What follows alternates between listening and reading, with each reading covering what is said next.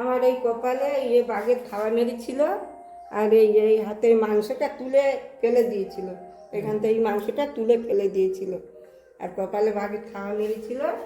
এতটা করে মানে দ্বীপ হয়ে গর্ত হয়ে মানে চেলা এখান থেকে এখন মাথা পর্যন্ত চেলা নেড়া করে আমাকে আবার সেলাই করেছে।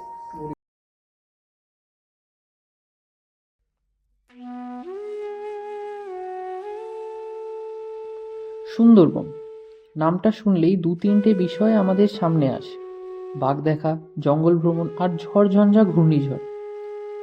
আমরা সুন্দরবনবাসীর জীবিকা বা পরিবারের কথা খুব একটা শুনতে আগ্রহ হই না।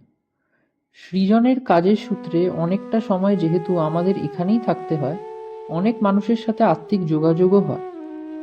হরিনামী সৃজন কাজ করে এখানকার শিশুদেরই শিক্ষা ও স্বাস্থ্য উন্নতিতে।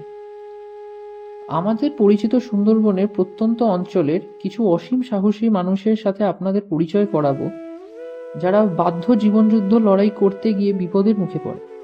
কেউ বাঘের মুখে, কেউ জলদস্যুর হাতে, বা কেউ ঘূর্ণিঝড়ের কবলে। সেখান থেকে মনের জোরে তাদের বেঁচে ফেরার কাহিনী শুনবো তাদেরই মুখ থেকে।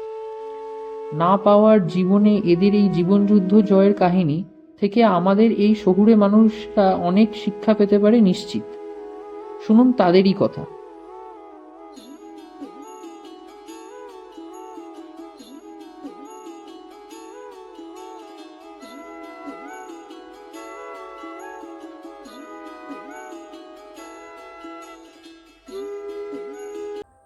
আমার নাম তরুবালা মণ্ডল।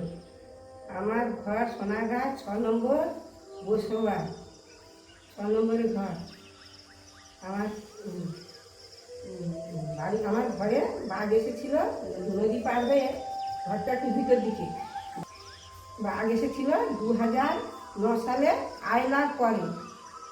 আর ভোরের বেলা বাঘ এসেছে, তখন আমাদের বাড়ি কেউ ছিল না, আমার স্বামী বাইরে থাকতে চলে গেছিল, আমার ছেলে পেলে তখন কিছু হয়নি, আর একা ছিলাম।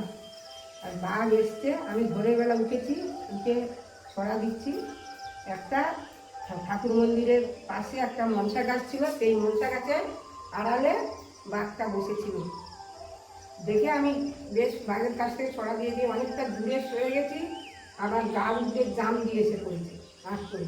তখন আমি পুরো চাপা পড়ে গেছিলাম, পুরো চাপা পড়ে এরকম দুটো বাঘের যে দুটো ইয়ে থাকে, হাতা থাকে, সেই ইয়ে করে আমি ছিটকে ফেলে দিয়েছি গায়ে, মা গো বলে গাছ থেকে এরকম ছিটকে ফেলে দিয়েছি।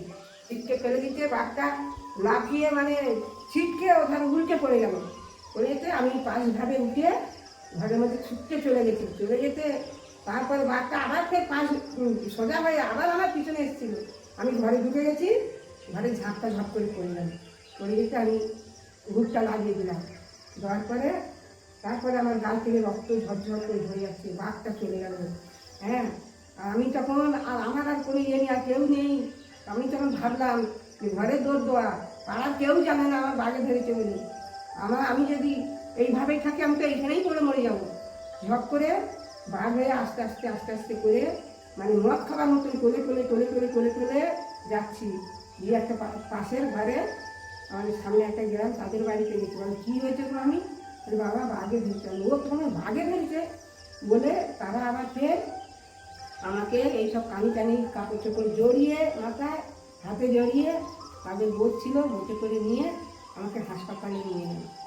হাসপাতালে নিয়ে এবারে বাঘটা আমাকে আক্রমণ করার পরে ছুটে চলে গেল। গিয়ে একটা, আর ও প্রচুর ছুটতে, যে বাঘ বাঘ বলে, ও তখন একটা জীবনের ভয়টা আছে। ও তখন প্রচুর লোক যখন ওর পিছনে ছুটতেছে, তখন ও একটা চুড়ে ঘর ছিল, ভাড়া ঘর, একজনের ঘর ছিল, সেই ঘরে ঢুকে গিয়েছিল। সেই ঘরে একটা বুড়ো ছিল, সেই বুড়োটাকে মানে ভয়তে, বুড়োটাকে ধরেনি, ভয়তে বুড়োটাকে ডিমিয়ে তার খাটের নিচে মাথা ছিল, মাথা নিচে ঢুকে গেছে ভয়তে। প্রচুর লোক যাচ্ছে তো, বুড়োটাকে আবার ঠ্যাং ধরে লোক সব বার করে দিল। এবার হাসপাতালে নিয়ে গেল, নিয়ে যেতে হাসপাতালে 1 মাস চিকিৎসা হয়েছে। 1 মাস চিকিৎসা হওয়ার পরে তারপরে তখন খুব শরীর খুব খারাপ, মরা খবর উঠে গেছিল আমার। তারপরে 1 মাস চিকিৎসা করে ঘরে আনলো। ঘরে আনার পরে বহুত দিন পরে এখন আমার একটু শরীরটা সুস্থ হয়েছে। আমাদের জমি জায়গা কিচ্ছু নেই, আমাদের খুব অভাবের সংসার। আমার স্বামীর অনেক বয়স হয়ে গেছে, আমার স্বামীও থাকতে পারে না। আর এই বাজে ধরার কাছ থেকে আমার কত রকমের রোগ অসুখ, আমিও থাকতে পারি না। আর একটা বাচ্চা হয়েছে বাজে ধরার পরে, সে এত ছোট, সে খুব ছোট, থাকতেও পারে না। আমার সংসারটা খুব কষ্টে চলে, খুব অভাব। আমাদের জমি জায়গা কিচ্ছু নেই, লোকের জায়গা একটু চাষ করি, তাইতে একটু মানে খোঁড়াফিটা করে হয়, কিন্তু বাজার করার খুব কষ্ট। হাট বাজারে পয়সা আমরা জোগাড় করতে পারি না।